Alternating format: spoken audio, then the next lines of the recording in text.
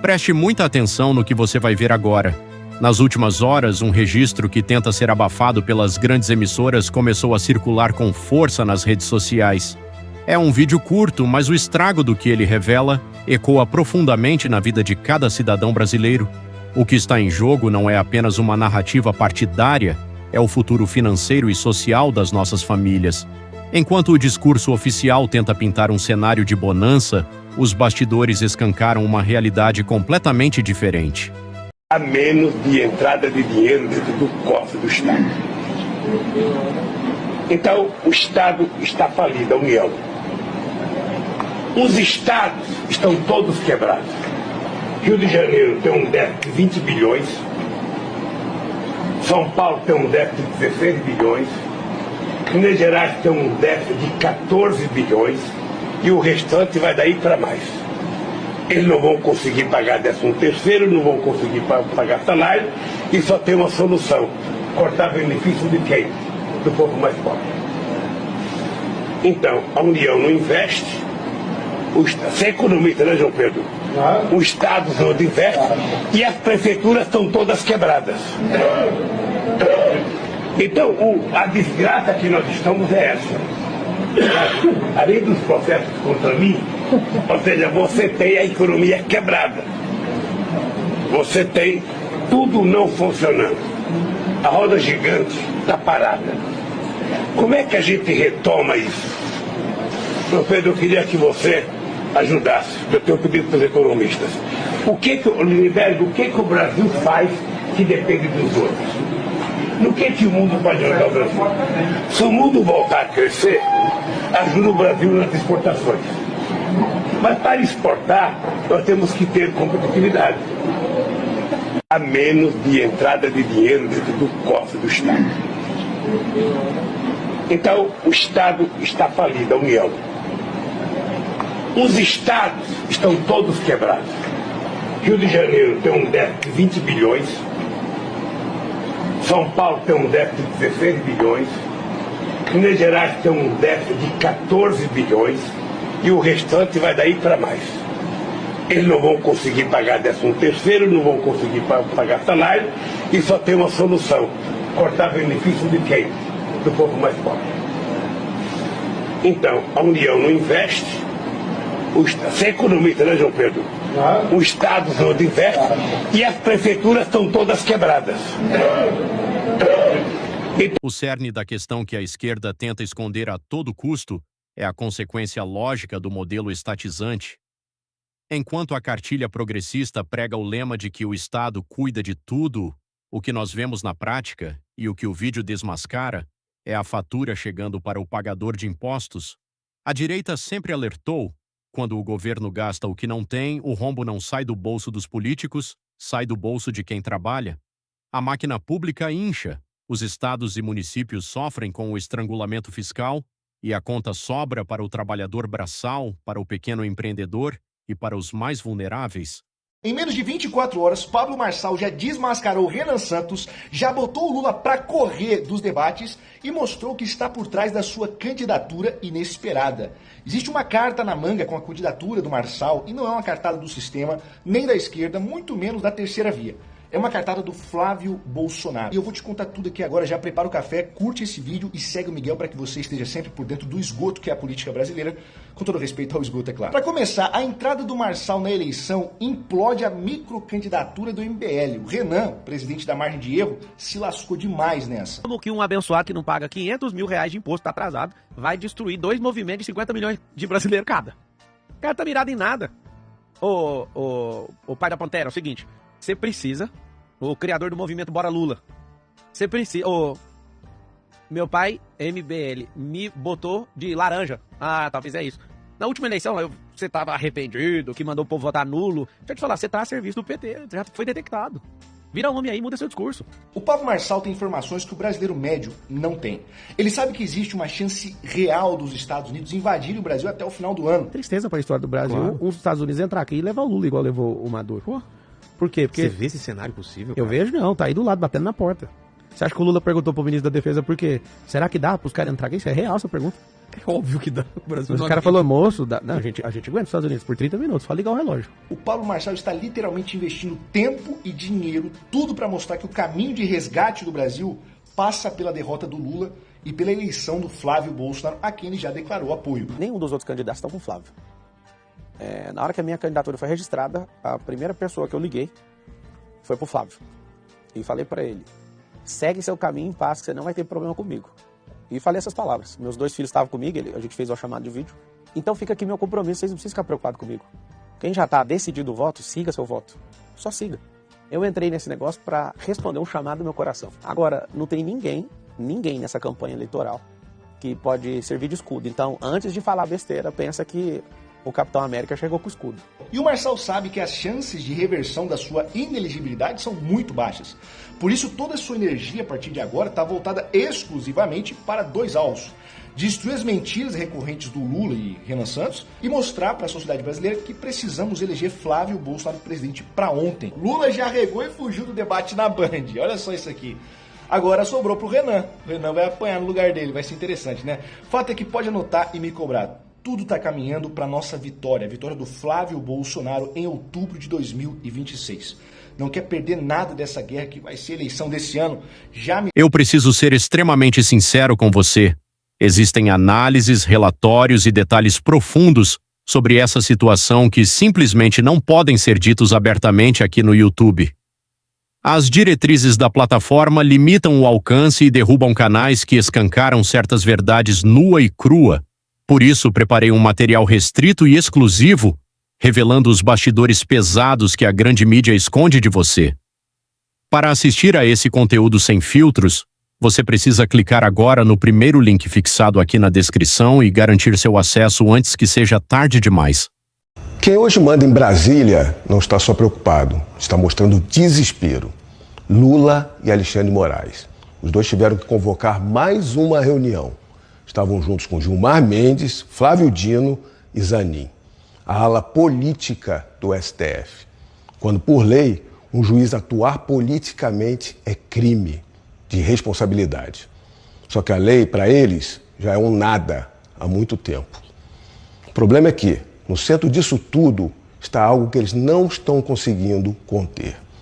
De tudo do Banco Master e INSS, está o Lulinha, filho do Lula, que é o retrato fiel desse poder todo corrompido. Dos vários graves crimes do PT em décadas, dessa vez, nesse governo Lula 3, eles conseguiram ir mais baixos ainda. Foram no dinheiro do mês dos aposentados e dos pensionistas. Mais de 6 bilhões de reais desviados, de cerca de 4 milhões de pessoas, de idosos, por todo o país, retirado mês a mês de quem mais precisa. E o que os senhores do poder resolveram fazer? Estão colocando o chefe de todo o Ministério Público Federal, que é o chefe dos promotores e procuradores de todo o Brasil, Paulo Gonet, e o diretor-geral de toda a Polícia Federal do Brasil, Andrei Rodrigues, 2 capachos, subservientes, utilizando as nossas maiores instituições brasileiras de persecução penal para blindar esses criminosos. Primeiro tentaram tirar as investigações do ministro André Mendonça. Abriram inquéritos separados nas férias do Fachin. Mas a canalice não deu certo. Só que vocês acham que eles vão desistir? O que eles fizeram agora? Nessa semana, no dia seguinte que o advogado do Lulinha foi ao Planalto, passou 3 horas em reunião com o Lula, falando da gravidade dos crimes, Paulo Gonet, o PGR, expediu um parecer para que as investigações do Lulinha saiam do STF e vá tudo para a primeira instância. Tudo para estancar a investigação, para atrasar a apuração dos crimes do filho do Lula como uma forma de blindagem. Quem não se lembra, com a Débora do Batom, que todos sabem que não tinha foro no STF, o Gonet não falou nada. Com o Clezão, morreu preso, também não falou nada, foi a favor de ficar no STF. Com Bolsonaro, um ex-presidente, ficou no STF. Enquanto Lula, quando era ex-presidente, foi julgado em primeira instância. Condenado em 3 instâncias até chegar no STF. Mas aí é que está o tiro no pé desses abusadores de poder. Nesse escândalo do INSS, não há ministros do Lula envolvidos nesses crimes, todos com foro no STF? Não há parlamentares do Lula envolvidos, todos com foro no STF também? Não há clara conexão entre eles? Só que a questão aqui é ainda mais do que isso. Todo esse escândalo já chegou no Lula, no presidente da República, com foro no Supremo. Como vão querer tirar do STF se a própria Roberta Luxinger, a lobista do Planalto, do Lulinha, do careca do INSS, já mencionou diversas vezes o Lula nas suas comunicações? Tem mensagem dela dizendo: sabem, fui das poucas pessoas que o Lula chamou e perguntou: escolhe onde você quer ficar. Tem outra: somos governo, tem que pedir tudo e fazer. Está em todo o esquema. A lobista, o filho do Lula, Lulinha, o irmão do Lula, Frei Chico. Na administração está o chefe do gabinete do Lula, Marcola, e o assessor especial do Lula na presidência, o tal do Berger. Não há conexão evidente com o governo, com a família e a presidência da República? A investigação é obrigada a cair no conto de que o Lula não sabia de nada, igual o Mensalão? Ou a lógica da apuração não é exatamente o contrário? E ainda tem muito mais por vir. A lobista pode vir a delatar. O Marcola, chefe de gabinete do Lula, também. Ele que recebeu R$200 mil e ainda colares de diamantes e um quadro de 100 mil euros, que é o que esse povo estava fazendo. Tem ainda a casa do Lulinha, no nome da mesma pessoa do sítio de Atibaia, o Fernando Bittar, colado no Lulinha. Esse grave esquema criminoso já está mais do que sendo desvendado. As mensagens encontradas só corroboram. Tem mensagem informando que o código para entrega de valores, de dinheiro, para o Lulinha era o filho do rapaz. E ele é filho de quem? Tem mensagens como: nosso destino é na Suíça. Tem mensagens já em âmbito de querer burlar as investigações. As coisas irão acontecer, porque eu tenho que tirar o Fábio e a família do país em junho. E a última: ou a gente vai ficar milionário ou vamos nos fuder grande. Boa coisa não estavam fazendo. E além disso tudo, ainda tem mais operações por vir. Tem na ex-nora do Lula, Carla Trindade, com outro filho do Lula, o Marcos Lula da Silva. Mais podridão. Só que agora, no Ministério da Educação, com desvios do FNDE, que é o Fundo Nacional de Desenvolvimento da Educação, com o Fernando Bittar do Lulinha. Esse é o claro retrato do nosso país hoje. Nós temos que resgatar o nosso país. Nós só vamos conseguir salvar o Brasil por meio dessas eleições desse ano. Do contrário, todos esses crimes serão blindados e arquivados. E quem ousar contestar será calado, perseguido ou preso.